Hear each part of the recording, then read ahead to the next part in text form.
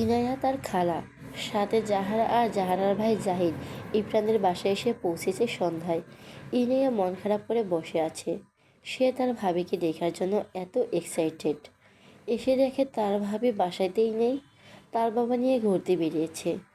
Iniya dining টেবিলে বসে নাস্তা করছে। তার পাশের টেবিলে জাহারা বসে আশেপাশে বারবার চোখ বুলায়, কিন্তু কাঙ্ক্ষিত মানুষকে দেখতে না পেয়ে হতাশায় নিঃশ্বাস ফেলে। কিছুক্ষণ পর ইনিয়াকে জিজ্ঞেস করে, ইমরান ভাই কোথায়?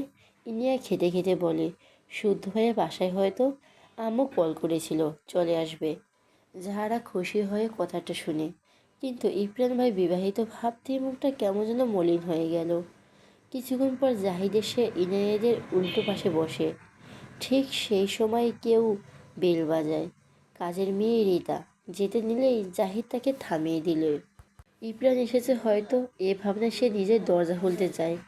ইমরানের সাথে তার দহরম মহরম সম্পর্ক নয়, তবে টুকটাক কথা বলে, যদিও সে ইমরানের চেয়ে 2 বছরের ছোট। দরজা খুলে সামনে তার খালু তারেক নির্বাজকে দেখে সালাম দেয়। পাশে মায়রাকে দেখে অবাক হয়ে বলে, খালু এটা ইমরান ভাইয়ের বউ। তারেক নির্বাজ মৃদু হেসে বলে, হ্যাঁ। জাহিদ মায়রার দিকে হাত বাড়িয়ে বলে, hi, nice to meet you. মায়েরা আমতা আমতা করে অপরিচিত ছেলের সাথে হাত মেলাবে, কেমন যেন লাগছে। নিজের সংকোচন কাটাতে না পেরে ছোট করে একটা সালাম দিল। জাহিদ ভুরু কুঁচকে সালামের উত্তর নিয়ে তার হাত সরিয়ে আনে। তার খালুর দিকে তাকিয়ে বলে, এই ছোট পুতুলকে কোথায় পেলেন খালু? তারেক নিরাজ ভেতরে যেতে যেতে বলে, ভাগ্যে ছিল তাই পেয়েছে। মায়েরা বোবার চোখে জাহিদের দিকে চেয়ে আছে। জাহিদ হেসে বলে, তুমি ছোট, আমি তোমাকে তুমি করে বলছি, তোমার নাম? মায়েরা জোরপূর্বক হেসে উত্তর দেয়, জি মায়েরা ইসলাম। জাহিদ ছেলের দিয়ে বলে, ওকে, আমি তোমাকে নাম ধরে ডাকলে মাইন্ড করবে? তুমি আমার চেয়ে অনেক ছোট। ইমরান ভাইয়া বেশি রাগী, ভাইয়া অনুমতি দিলে কনফার্ম তোমার নাম ধরে ডাকবো, ওকে? মায়েরা বিরক্ত, এক পাগলের থেকে ছাড়া পেয়ে আরেক বেয়াদবের পাল্লায় পড়লো, ধ্যাত। তবু জোরপূর্বক হেসে মাথা নাড়ল। জাহিদ সাইড দিয়েছে দেখে দ্রুত ভেতরে যায়। জাহিদ দরজা আটকে এগিয়ে যায়। ভেতর থেকে ইমরানের খালা বেরিয়ে সোফায় বসে। জাহিদ মায়েরার পাশে দাঁড়িয়ে বলে, আমি এরকম একটা কিউট পুতুল চাই আম্মু, হাউ সুইট। জাহিদের কথায় সবাই হাসলো। জাহিদের মা বলল, তোমার জন্য মেয়ে ঠিক করেছি আমরা। জাহিদ মন খারাপ করে বলল, এমন কিউট বাচ্চা পুতুল ছাড়া বিয়ে করব না, ডিসিশন ফাইনাল। জাহিদের কথায় মায়েরা বেশ বিব্রত বোধ করছে। এতগুলো মানুষের কারও কোনো কাউকে চিনতে পারছে না মেয়েটা। ইনিয়ার পিঠ সমান চুলগুলা ছেড়ে দেওয়া, এসে গোসল করেছে, চুল ভেজা তাই ছেড়ে রেখেছে। খাওয়া শেষে বসা থেকে উঠে দাঁড়ালো। মারা পাশে এসে দাঁড়িয়ে জাহিদের দিকে তাকিয়ে বলল, জাহিদ ভাইয়া, আমার ভাবির দিকে নজর দিও না তো, যাও। ইনায়ার কথা শুনে জাহিদ ইনোসেন্ট ফেস বানিয়ে তার মায়ের পাশে গিয়ে বসে হেসে বলল, ওহো ইনায়া, আমি তোমার ভাবির দিকে নজর দিইনি, তোমার ভাবির মতো একজনকে চেয়েছি। ইনিয়া মায়ের দিকে তাকিয়ে বলো, মাশাআল্লাহ, তুমি এত সুন্দর ভাবি, আমার তো মেয়ে হয়েও হিংসে হচ্ছে। মায়েরা খুবই বিব্রত বোধ করছে। এরা সবাই তাকে কি এমন জাদুঘরে রাখবে নাকি? একটু না হয় ফর্সাই। মায়েরা মনে হলো এরা তাকে পাম দিয়ে ফোলাতে চাইছে। অনেকক্ষণ তো চুপ থাকলো, এখন কথা না বললে পেট ফেটে যাবে। মেখে এসে বলল, তোমরা এই বিষয়ে কে আমি জানি না, তবে তোমরা সবাই আমাকে পাম দিচ্ছ আমি ধরে ফেলেছি। মায়েরা কথা শুনে সবাই অবাক হয়ে তাকালো। নতুন বউয়ের মুখে এমন কথা শুনে সবাই একটু অবাক হয়েছে। মায়েরা সবাই এক্সপ্রেশন দেখে বুঝলো না, সে কি ভুল কিছু বলে ফেললো। ইনিয়া হেসে বলল, মোটেও পাম দিচ্ছি না, তুমি আসলে খুব সুন্দর। এরই মাঝে ইব্রাহিমের মা ঘর থেকে বেরিয়ে এসে বলল, কি হয়েছে? ইনিয়া মায়েরা হাত ধরে বলে, আম্মু ভাবি অনেক কিউট, তো আমি কি করব? মায়ের কথায় ইনিয়ার মুখ চুপসে গেল। ইনিয়া তার বাবার দিকে তাকালে দেখলো তার বাবা তার দিকে গম্ভীর মুখে চেয়ে আছে। ইনিয়া বুঝলো না মা এভাবে কথা বলছে, বাবা ওভাবে দেখছে। তার ট্যুরের ব্যাপারে কি ভাইয়া বলে দিয়েছে? আপাতত এই ভাবনা রেখে মায়ের দিকে তাকিয়ে বলল, তুমি কিসে পড়ো ভাবি? মারা মৃদু এসে বলল, আমি এবার এসএসসি দিব। তুমি আমার বরের বোন তাই না? আমার শাশুড়িকে আম্মু ডাকলে তাই ধরে ফেলছে। জাহারা, জাহিদ আর ইনায়ার খালার সবার দিকে হাত দিয়ে দেখিয়ে বলে, ওনারা সবাই কারা, আমাকে পরিচয় করিয়ে দাও তো আপু। মায়েরার কথা শুনে ইনায়া হা করে তাকালো। দেখে মনে হচ্ছে মায়েরা তার বান্ধবী। এটার মাঝে কোনো সংকোচ নেই। ইনিয়া ভালোই লাগলো, তবে মায়েরা এইচএসসি দিবে শুনে অবাক হলো। এ তো ছোট, সে আবার এইচএসসি দিবে, তার এত বড় ভাইয়ের বউ তার চেয়ে 2 বছরের ছোট। হায় আল্লাহ, অন্তঃপুর বলে, তুমি তো অনেক ছোট, আমার চেয়েও ছোট। মায়েরা হেসে বলল, জি আপু, আসলে তোমার ভাই বুড়ো, সে হিসাবে আমি একটু ছোটই। মায়েরার কথা শুনে প্রত্যেকে হা করে চেয়ে আসে। ইফরানের খালা মায়েরাকে পছন্দ হলো না, বিরক্ত হয়ে বলল, এই বাচ্চার মেয়েকে কোথা থেকে তুলে নিয়েছেন আপা? রুমা নেওরাজ কোনো কথা বলল না। তারেক নেওরাজ গম্ভীর গলায় বলল, আমার বৌমাকে নিয়ে বাজে কমেন্ট করবে না কেউ। তারেক নেওরাজের কথায় জাহানারা মা চুপ হয়ে গেল, কিন্তু মায়েরা হেসে এগিয়ে এসে বলল, আন্টি, আপনি আমাকে বাচ্চার বলায় আমি অনেক খুশি হয়েছি। তারেক নেওরাজের কথায় জাহানারা মা চুপ হয়ে গেল, কিন্তু মায়েরা হেসে এগিয়ে এসে বলল, আন্টি, আপনি আমাকে বাঁচাল বলায় আমি অনেক খুশি হয়েছি। আপনি জানেন, আমি পেটে কথা জমিয়ে রাখতে পারি না বলে আমার হার্ট আপনাদের চেয়ে অনেক ভালো। আমি গ্যারান্টি দিচ্ছি, এক্ষুনি পরীক্ষা হলে আমার হার্ট সবচেয়ে ভালো পাওয়া যাবে। মায়ের কথা ইফরানের খেলা বিরক্ত হলো। পাশ থেকে জাহিদ হাততালি দিয়ে বলল, কারেক্ট বলছো তুমি মারা। মারা ভুরু কুঁচকে বলল, মারা কে? জাহিদ হেসে বলল, তোমার নাম? মারা মুখ বেঁকিয়ে বলল, আমার নাম মায়রা, নট মারা। জাহিদ মাথার চুলকে বলল, ওহ সরি, এই বলতে ভুলে গিয়েছিলাম। জাহারা বিরক্ত, চরম বিরক্ত মায়রার উপর। কেন যেন ভীষণ রাগ লাগছে। ইচ্ছে করছে মারা গালে ঠাস ঠাস করে থাপ্পড় লাগিয়ে দিতে। কেন এমন ইচ্ছে করছে তার মাঝে উদয় হলো বুঝলো না। বিড়বিড় করলো, ঢঙ্গি একটা অসহ্য। ইনিয়া মায়রাকে টেনে জাহারার সামনে নিয়ে গিয়ে বলল, ভাবি, এটা আমার খালাতো বোন জাহারা। মায়রা হেসে জাহারা দিকে হাত বাড়িয়ে দিলে জাহারা বিরক্ত চোখে তাকালো মায়রা দিকে। মায়রা জাহারার এমন বিরক্ত এক্সপ্রেশন হেসে বলল, তুমি কি আমার বেশি কথা নিতে পারছো না বলে বিরক্ত? ঘরে আমার ব্যাগে তুলো আছে, একটু পর তোমাকে এনে দিব কেমন? আসলে আমি বেশিক্ষণ চুপ থাকতে পারি না, সরি আপু। জাহারা দাঁতে দাঁত চেপে মায়রার দিকে তাকিয়ে বলল। ইনিয়া জাহারার কাণ্ডে কিছু বুঝলো না, এখানে কিছু বললেও না। আর এদিকে মায়েরা তো ফটাফট মুখের উপর সত্যিটা বলে দেয়। ইনিয়া যত দেখছে ততই অবাক হচ্ছে। মায়েরাকে নিয়ে তার খালার সামনে গিয়ে বলল, এটা আমার খালামণি। মায়েরা ইফরানের খালাকে সালাম দিয়ে বলল, আন্টি। আন্টি মানে খালা। এর আগে আন্দাজে বলল, ঠিকই বলেছি তাই না খালামণি? ইফরানের খালা বড়কুসকে মায়েরা দিকে চেয়ে আছে। বিরক্তির সীমা পার করেছে এই মেয়ে। এরই মাঝে আবারও বেল বাজলে জাহারা বসা থেকে দাঁড়িয়ে যায়। একটু আগে ইনায়ার কাছে শুনেছে ইফরান আসবে, তাই কাকে সুযোগ না দিয়ে দ্রুত পায়ে সে দরজা খুলে দিল। ইফরানকে দেখে মিষ্টি এসে বলল, কেমন আছে ইফরান ভাই? ইফরান একবার ভেতরে তাকালো, সবাইকে ডাইনিংয়ে বসে থাকতে দেখলো। এরপর জাহারার দিকে তাকিয়ে ভেতরে যেতে যেতে ছোট করে বলল, ভালো। জাহারার মন খারাপ হলো। সে কেমন আছে এটা একবার জিজ্ঞেস করলে কী এমন হতো? ইফরান তার খালার সাথে কথা বলার জন্য সেদিকে এগিয়ে যায়। তার খালার সামনে তার উল্টো ঘুরে কেউ দাঁড়িয়ে। ইফরান বিরক্ত হয়ে তার খালার দিকে তাকালো। অসুবিধে হলো না, কারণ মেয়েটা তার বুক সমান, বেশ খাটো। না, মেয়েটা খাটো নয় তো। ইফরানের হাইট একটু বেশি, তাই সেভাবে তার খালাকে একটা সালাম দিল। মায়েরা একদম তার পেছন থেকে কারো গমগমে কণ্ঠে সালাম শুনে ভুরু কুঁচকে পিছন ফিরে তাকায়। ইফরানকে দেখে মায়েরার চোখ বড় বড় হয়ে যায়। ভয়ে আতঙ্কে এক চিৎকার দেয়, দু হাতে মুখ চেপে ধরে।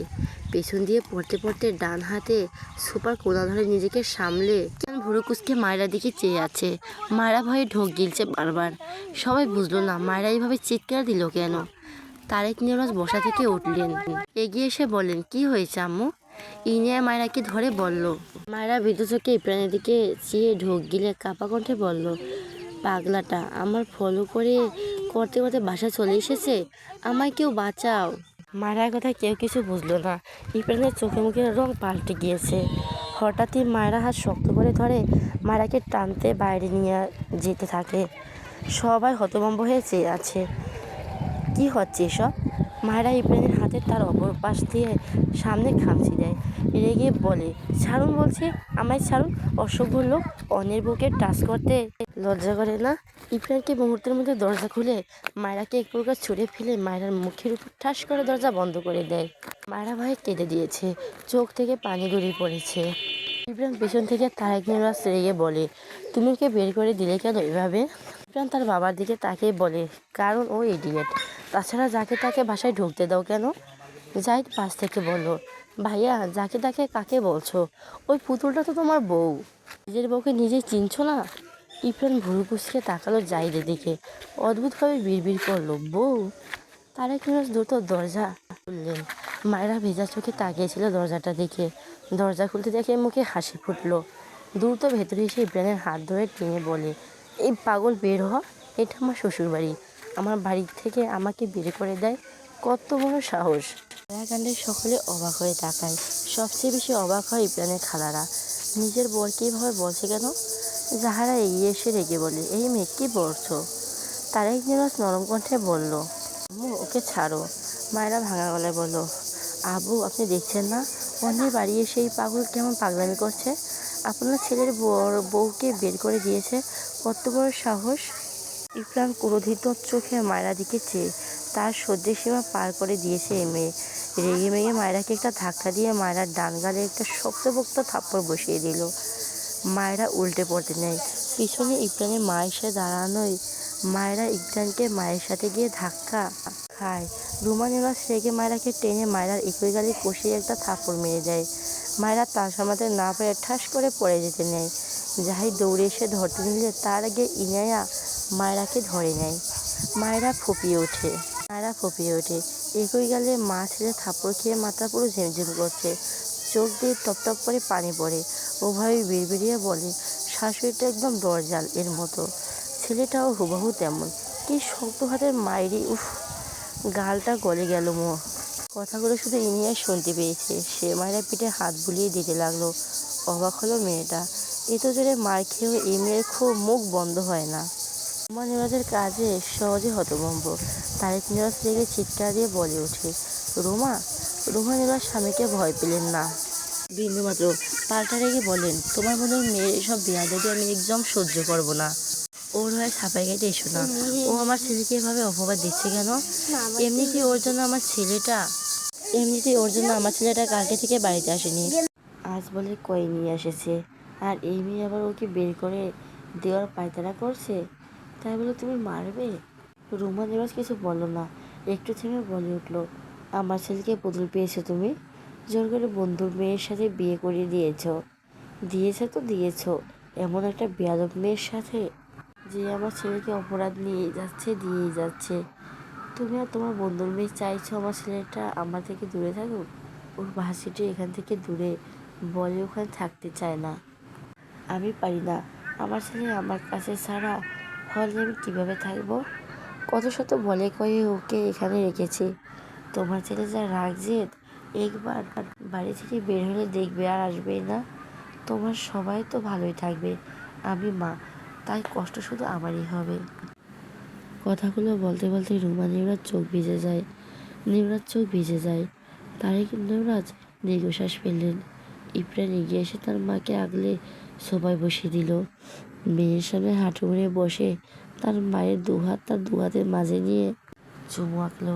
এরপর মায়ের দিকে চেয়ে গম্ভীর গলায় বলল, আমি সবসময় তোমার সাথেই থাকবো আম্মু, প্লিজ ডোন্ট ক্রাই। রুমা নিমরাজ ছেলের মাথায় হাত বুলিয়ে দিল। তার কষ্ট হয় ছেলেটার জন্য। ছেলেটা এমন একরোখা, রাগী, বদমেজাজি, কেন বোঝে না? মুখ ফুটে কিচ্ছু বলে না। হাজার কষ্ট পেলেও মুখ ফুটে বলে না, শুধু রাগ দেখায়। বাইরে থেকে তার ছেলেকে সবাই খারাপ ভাবলেও সে তো মা, সে জানে তার ছেলে কেমন। কিন্তু ছেলেটা তার কথা শোনে না, কারো কথাই না। মেয়েটা যখন বারবার তার ছেলেকে পাগল বলছিল, কষ্টে তার বুকটা ফেটে যাচ্ছিল। একটু চুল কাটার ব্যাপারটা সে কত বলেছে, কিন্তু ইব্রাহিমের মাঝে কোনো ভাবান্তরই নেই। মায়েরা বারবার পাগল বলায় এসব তার মাথা চাড়া দিয়ে উঠেছিল। চুল এমন রাখার জন্য তাকে মা হিসেবে অনেক কটু কথা শুনতে হয়েছে, বিশেষ করে তার শ্বশুরবাড়ির লোকেরা সবসময় দোষ তাকিয়ে দেয়, কারণ সে মা। ইমরান তার মায়ের দিকে তাকিয়ে থাকলো বেশ কিছুক্ষণ, কিন্তু কিচ্ছু বলল না। মাথা নিচু করে ফোঁস করে শ্বাস ফেলে বসা থেকে উঠে দাঁড়ালো। চুপচাপ তার ঘরের দিকে যেতে যেতে বাবার কাঁথায় দাঁড়িয়ে পড়ল। বিয়ে করা বউ তোমার, মেনে নিতে শেখো, অশুভ ছেলে পরিচয় দিও না। ইমরান ঘাড় বাঁকিয়ে বাবার দিকে তাকালো। উপহাসে সুরে বলে, মেনে নেওয়ার জন্য ছেলের মতামত নিতে হয়। তুমি কেমন সব বাবা যে তার ছেলের গলায় জোর করে একজনকে গুছিয়ে দিয়েছ? তার একজন ধমকে ওঠেন। ইমরান ইমরান আগে ডান হাত মুষ্টিবদ্ধ করলো, বাবার দিকে চেয়ে বলল, এই বাচ্চাকে এই বউ মানি না, মানি না এই বিয়ে। এ নিয়ে আর একটা কথা বলবে না। বাড়াবাড়ি করলে আম্মুকে নিয়ে এই বাসা থেকে চলে যাব। That's it. কথাগুলো বলে যাওয়ার সময় শক্ত চোখে একবার মায়ের দিকে তাকালো। মারা গালের দিকে নজর পড়ল, দেখলো ফর্সা গালের পাশাগুলো ছাপ স্পষ্ট, যেন কেটে গিয়েছে। কেটে কেটে চোখ মুখ রক্ত জমার ন্যায় হয়ে গিয়েছে। ফর্সা হওয়ার বেশি চোখে লাগছে। মায়ের ব্রেনের দিকে তাকালো, দেখলো ইমরান তার দিকে চেয়ে আছে। ইমরান মায়ের একে অপরের চোখে চোখ পড়ায় মারা ভেঙচি কেটে চোখ সরিয়ে দেয়। ইমরান বিরক্তি ভুরু কুঁচকে বিড়বিড় করে, স্টুপিড বাদর। এরপর হনহন করে তার ঘরের দিকে চলে যায়। মারা বুঝতে পেরেছে সে ভুল, শাশুড়ির হাতে থাপ্পড় খেয়েছে। বুঝেছিস, এই লোকটা এই বাড়ির ছেলে। সবচেয়ে বড় কথা তার স্বামী। না না, স্বামী নয়, এটা হলো তার আজস্বামী। বাবা তাকে অস্বীকার করে। একদিকে সে, এই যে অশুভ লোক, কান খুলে শুনুন, আমি আপনাকে স্বামী হিসেবে মানি না।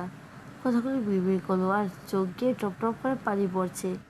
পুরো ডাইনিং জুড়ে থমথমে। একে একে সবাই সবার ঘরে চলে যায়।